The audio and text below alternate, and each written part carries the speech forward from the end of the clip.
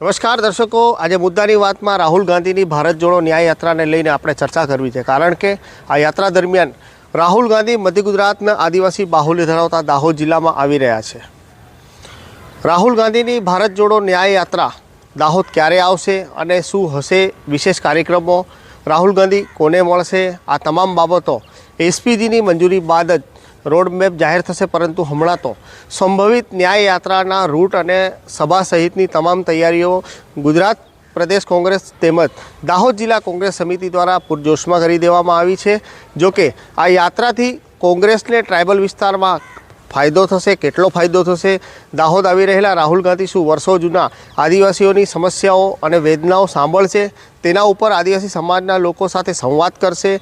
આવી તમામ વાતોને લઈને આજે ચર્ચાઓ કરવી છે।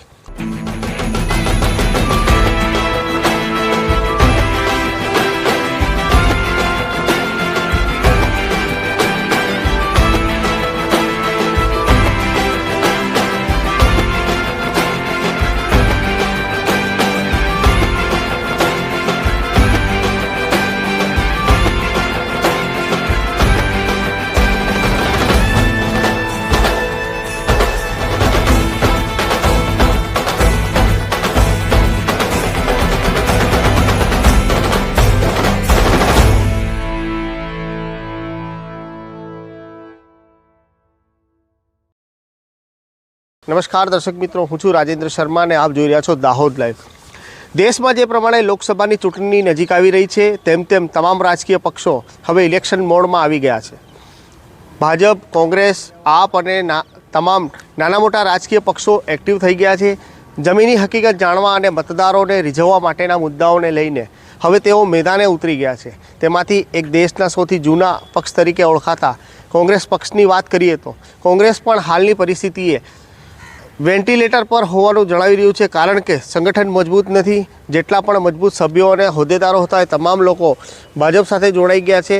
પોતાની નારાજગીઓ જાહેર કરી કેટલાક ચૂંટાયેલા જનપ્રતિનિધિઓ તો કોંગ્રેસની રીતિનીતિ સામે સવાલો ઊભા કરી રહ્યા હોવાનું પણ અંદરો અંદર ચર્ચાઈ રહ્યું છે અને તેને લઈને કોંગ્રેસના ધારાસભ્યો અને હોદ્દેદારો ભાજપમાં ખુલ્લેઆમ જોડાઈ રહ્યા છે। તે આ દ્રશ્યોમાં વિદિત થઈ રહ્યા છે। ત્યારે બીજી તરફ કોંગ્રેસના સભ્યો ભાજપમાં જોડાતા હોવાના લઈને ભાજપના નેતાઓ પણ સવાલ ઊભા કર્યા છે કે ઘરના છોરા ઘંટી ચાટે અને પારકાઓને આટો, આવી કહેવત પ્રમાણે ભાજપના જૂના નેતાઓને સવાલો ઊભા કરી રહ્યા છે। ત્યારે આ મામલે હજુ ભાજપ તરફી કોઈ જવાબો રજૂ કરવામાં આવ્યા નથી। જોકે દાહોદ જિલ્લાની વાત કરીએ તો દાહોદ જિલ્લામાં કોંગ્રેસનું સંગઠન આમ તો મરણ પથારીએ પડેલું હોય તેમ હાલના તબક્કે તો જોવાઈ રહ્યું છે। અવારનવાર ગુજરાત પ્રદેશ સમિતિ દ્વારા જાહેર કરાતા કાર્યક્રમો અથવા વિરોધ પ્રદર્શનમાં આંગળીના વેઢે ગણી શકાય તેટલા કાર્યકર્તાઓ અને હોદ્દેદારો દાહોદ જિલ્લામાં જોવા મળે છે। ખાસ કરીને વિધાનસભાની ચૂંટણીમાં ટિકિટ વહેંચણીના મુદ્દે શરૂ થયેલો અસંતોષનો ઉકળતો ચરુ એટલી હદે વકર્યો હતો કે વિધાનસભાની ચૂંટણીમાં કોંગ્રેસ વેરવિખેર પરિસ્થિતિમાં જોવા મળી હતી, જેનો સીધો ફાયદો આમ આદમી પાર્ટીને થયો હતો। હવે લોકસભાની ચૂંટણીના દિવસો ગણતરીના બાકી રહ્યા છે, ત્યારે કોંગ્રેસના રાહુલ ગાંધી ભારત જોડો ન્યાય યાત્રા થકી મરણ પથારીએ પડેલી કોંગ્રેસમાં નવેસરથી પ્રાણ ફૂંકી કોંગ્રેસને લોકસભા ચૂંટણીમાં વધુ મજબૂતીથી ઊભા કરવા માટે પ્રયાસો હાથ ધરવાના છે। ત્યારે આ ન્યાય યાત્રા બાદ વેરવિખેર થયેલી કોંગ્રેસ ફરીથી ઊભી થશે કે કેમ, આ એક મોટો સવાલ છે। લોકસભાની ચૂંટણી એકજૂટ થઈને લડશે કે ફરી લોકસભાની ચૂંટણીમાં ટિકિટ મુદ્દે નવેસરથી વાંધા વિરોધ ઊભા થશે, તે તો ભવિષ્યના ગર્ભમાં છે। પરંતુ આમ તો કોંગ્રેસનું ગઢ ગણાતો દાહોદ જિલ્લો હવે ભાજપના કબજામાં છે। બીજી તરફ આમ આદમી પાર્ટી, ભારત આદિવાસી પાર્ટી જેવા રાજકીય પક્ષોને લોકસભાની ચૂંટણી નજીક આવતા પહેલેથી જ પછાતપણામાંથી બહાર આવવા મથામણ કરી રહેલા આદિવાસીઓને રીઝવવા તેમજ તેમના આદિવાસી સમાજના વોટ બેંકને પોતાના તાબામાં અથવા પોતાના તરફે કરવા માટે ગામડા ખૂંદવાના છે। અને ચૂંટણી પૂર્ણ થયા બાદ આદિવાસી સમાજની જે પરિસ્થિતિ વર્ષોથી ચાલી આવી રહી છે તે જ પરિસ્થિતિ બદલાશે કે બદલાશે નહીં, ત્યારે આદિવાસી સમાજના ગરીબ લોકોને રોજીરોટી અને પરિવારના ગુજરાન માટે ગુજરાત તરફ જ જવું પડશે।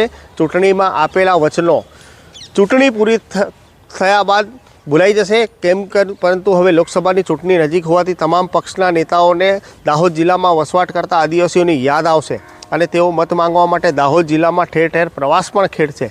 ત્યારે આજની આ કડીમાં સંભવત માર્ચ પહેલાં કે માર્ચના બીજા અઠવાડિયામાં ન્યાય યાત્રા થકી આદિવાસીઓની વચ્ચે રાહુલ ગાંધી આવી રહ્યા છે, ત્યારે હાલ તો કોંગ્રેસ દ્વારા તાળામાર તૈયારીઓ શરૂ કરી દેવામાં આવી છે અને આવનાર સમયમાં ન્યાય યાત્રા કેટલા અંશે સફળ થાય છે અથવા કોંગ્રેસ સંગઠન ફરી બેઠું થાય છે કે કેમ, આદિવાસી સમાજ કયા પક્ષ તરફ નમે છે તે તો આવનાર સમય જ બતાવશે। ત્યારે એક વાત તો નક્કી છે કે કોંગ્રેસનો ગઢ ગણાતો આદિવાસી દાહોદ જિલ્લો હવે ભાજપનો ગઢ થયો છે। પહેલાં આ જિલ્લાના આદિવાસીઓમાં ચૂંટણી આવે એટલે એક જ ટ્રેન્ડ ચાલતો હતો કે ઇન્દિરાનો પંજો ચાલે, કારણ કે મત કયા વિસ્તારમાં આદિવાસી સમાજનું બાહુલ્ય ધરાવે છે, જે તે સમયે ઇન્દિરાની જાહેર કરેલી યોજનાઓ રહે અને ઘર ખેડે તેનું ખેતર તે યોજનાથી પ્રભાવિત થઈ અને આદિવાસી સમાજના લોકો કોંગ્રેસ તરફી થયા હતા। ત્યારે હવે રાહુલ ગાંધીની ભારત જોડો ન્યાય યાત્રાની તૈયારીઓને લઈને કોંગ્રેસની મહિલા ટીમ દાહોદ આવી, તેને લઈને જેની ઠુંબરે વાત સાંભળીએ, શું કહેવું છે તેમનું સાંભળીએ।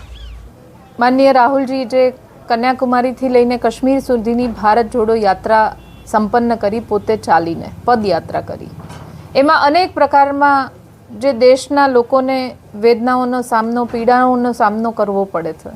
જે છેવાડાનો માણસ છે પોતે વિકાસ ઝંખી રહ્યો છે, આ વિકાસ ક્યાંક ને ક્યાંક ભારતીય જનતા પાર્ટીની સરકાર સરપંચથી લઈને સંસદ સુધીની છે, છતાં પણ એ માણસને વિકાસનો અહેસાસ નથી થતો। આમની વેદનાને વાચા આપવાનો વિપક્ષની જવાબદારી છે અને એ વાચા આપવા માટે અને દરેક રાજ્યોના લોકોને, ભારત દેશના રાજ્યોને એક સૂત્રતાના તાતણે બાંધવા માટે રાહુલજીએ ભારત જોડો યાત્રા કરી। એમાંથી અનેક મુદ્દાઓ ઉભરીને આવ્યા, અનેક પ્રકારના મુદ્દાઓ કે જે જુદા જુદા અલગ વિવિધ સમાજોના, વિવિધ વર્ગોના હતા, એમને ન્યાય આપવાનું પણ એટલું જ જરૂરી બની રહે। ત્યારે ભારત જોડો જે પહેલી યાત્રા કન્યાકુમારીથી લઈને કાશ્મીર સુધીની કરી, એવી બીજી યાત્રા ન્યાય યાત્રાના નામે શરૂ કરી કે જે મણિપુર સૌથી પાછળના સમયમાં છેલ્લા 6 મહિનામાં ચર્ચાનું રાજ્ય બની રહ્યું, ભારત દેશના ઇતિહાસમાં જે નથી થયું એવા પ્રકારના કૃત્યો મણિપુરમાં થયા અને આખી દેશ નહીં પણ દુનિયાએ જોયા।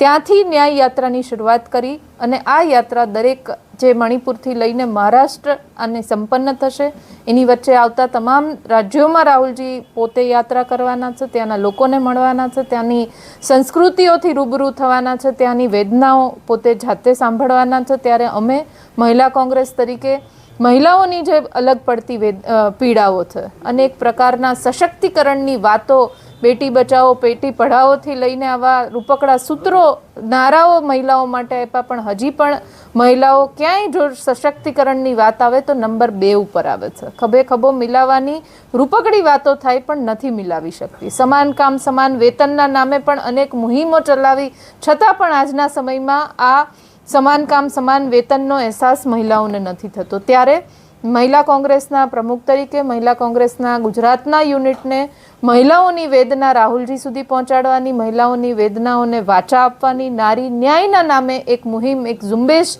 આખા દેશના તમામ રાજ્યોમાં શરૂ કરી છે ગઈકાલથી। એના ભાગરૂપે આજે પ્રેસ વાર્તાનું આયોજન કર્યું અને એ કયા કયા મુદ્દાઓ હોઈ શકે, એ કયા કયા મુદ્દાઓ ઉપર મહિલાઓ સાથે અમે ઇન્ટરેક્શન કરી શકીએ, એમને ન્યાય અપાવવાની તરફ વિપક્ષ તરીકે અમારી જવાબદારી નિભાવી શકીએ, એની માટેની ચર્ચા આજે દાહોદ જિલ્લા સંગઠનની મહિલા કોંગ્રેસની બહેનો સાથે કરી અને ઘણા બધા મુદ્દાઓ ઉભરીને આવ્યા।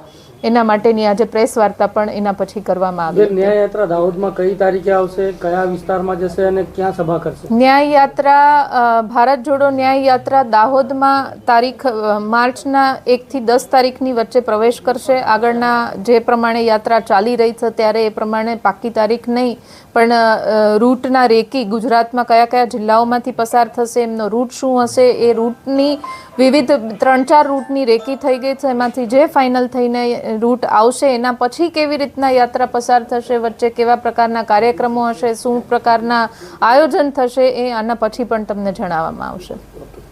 ત્યારે આપણે સાંભળ્યું આ જિલ્લામાં કુલ વસ્તીના 80% મતદારો આદિવાસી સમાજમાંથી આવે છે, જ્યારે બાકીના અન્ય તમામ સમાજના મળીને 20% મતદારો છે। આદિવાસી સમાજને જે સાથે રાખી શકે છે તે પક્ષની જીત નિશ્ચિત છે। આદિવાસી સમાજ ઈચ્છે તેને સત્તાના સિંહાસન સુધી લઈ જઈ શકે છે। ત્યારે હાલ આ મુદ્દાની વાતમાં આજે આટલું જ। આવા સમાચારને જોવા માટે દાહોદ લાઈવની ચેનલને સબસ્ક્રાઈબ કરો અને જો તમે બેલ આઇકન જરૂરથી દબાવજો અને સાથે સાથે અમારા ફેસબુક અને ઇન્સ્ટાગ્રામ પેજને પણ ફોલો કરશો। અવનવી અપડેટ તમને જોવા મળશે। ધન્યવાદ।